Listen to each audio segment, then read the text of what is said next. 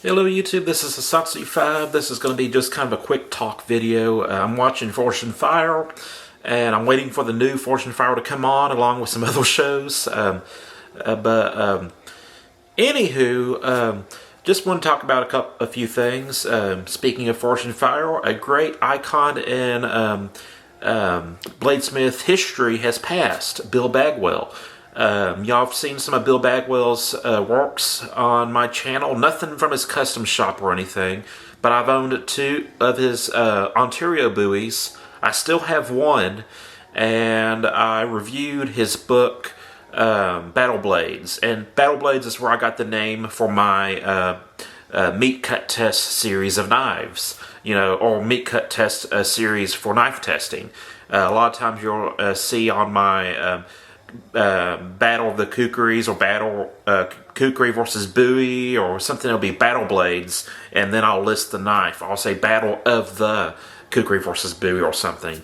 But that's where I got the name Battle Blades, was from his series or from his book and his editorial in Soldier of Fortune magazine. And it's definitely sad that he's no longer with us. It is my personal opinion that as far as the rustic buoy is concerned, I think Bill Bagwell makes the most iconic, beautiful, and effective buoy there is out there. Now, those people who make art knives are much prettier than Bill Bagwell's buoys, and those people who make very affordable buoy knives for survival or fighting or both. But I think, as far as a purpose-built fighting buoy, I think Bill Bagwell is the king of buoys, and that's a title that's been put on him from a few people.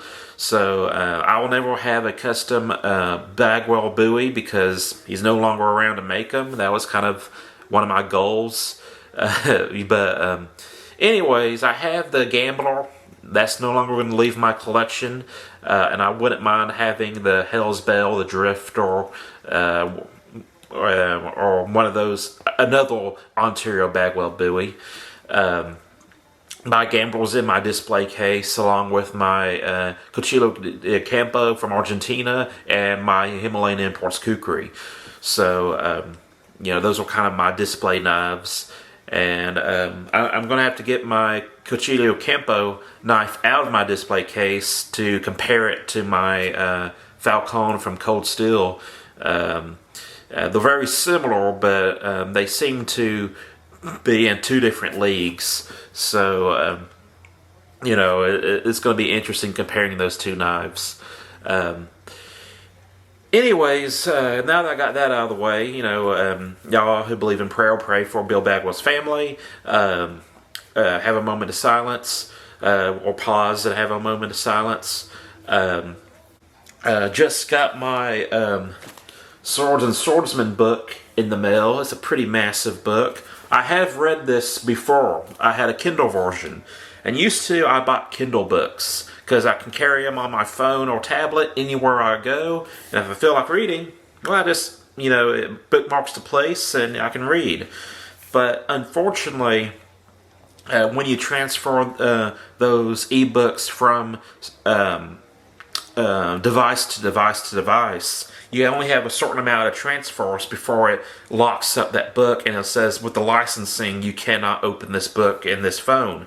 So this was one of those books, and I felt like reading it a while back, and I couldn't open it on my phone. So I was like, well, I'm going to buy the carbon copy, and I'm going to start building a library. You've noticed in recent years I've been more interested in books. Reviewed several books. Got my Sure Defense buoy book right here. Books are very interesting to me. I am extremely dyslexic, and reading is very difficult for me. I love books. I hate extracting the information out of them. But there's something pretty satisfying when you finally are able to close a book and say, I finished it. That's a victory in my opinion. But I have some stuff coming in the mail. I got a bow book, a book about archery, because I lost several of my feather-fletched arrows, and those are pretty expensive and hard to come by. You can't just go to the store and get them. But so I got one of those. Got another booklet coming. I got a customized obaki that should be coming in a few weeks. I sent it off a couple of weeks ago, and when they get the time, because they do their own stuff too. But I should have a custom obaki coming in the mail. Hopefully soon. Snowpacalypse. I made a vlog video when I was at the bamboo fields cutting up stuff. Snowpacalypse was both frustrating and fun. It was weird. I got to drive on ice and snow. Snow was interesting to drive on because there was no lane markers to tell you if you're in the left-hand lane or the right-hand lane, or if you're in the middle of the highway. So that was interesting. And then ice, you got to adjust to how hard you press on the brake and when you brake and stuff like that. So that was interesting. Got a lot of cool pictures with my DSLR camera, which is what I'm filming with.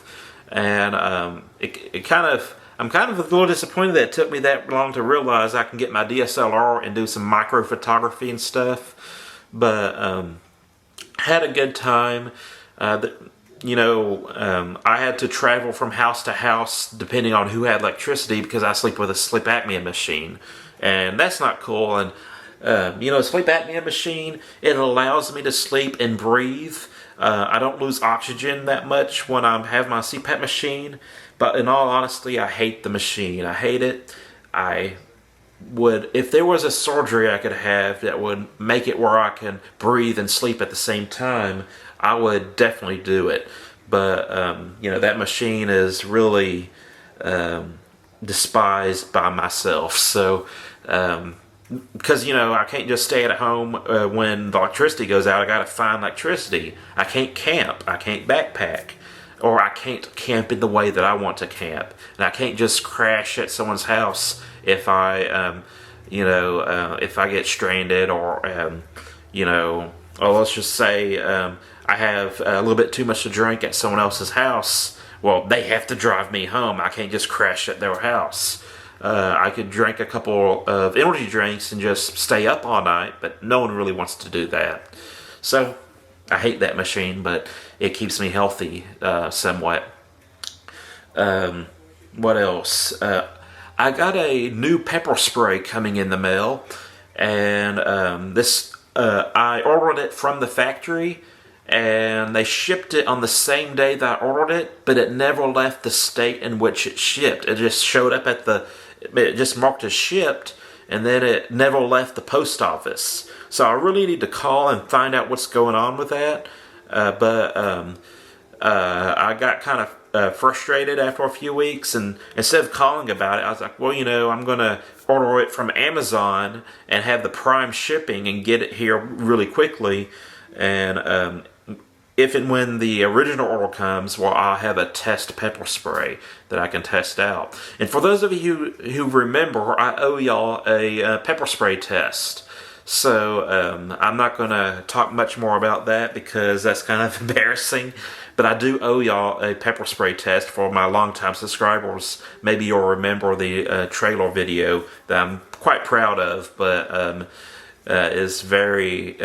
it was almost like a lie because I was building it up and then I never did it. And for those of you who've been sprayed with pepper spray, you can relate. I'm thinking about doing a series on reviewing knife fighting systems. Not as an expert, but as a person who has limited training. Like, how does this person who doesn't get one-on-one time with the instructor, buys these DVDs, watches these videos, how effective are they? Are they McDojo? Are they Bushido?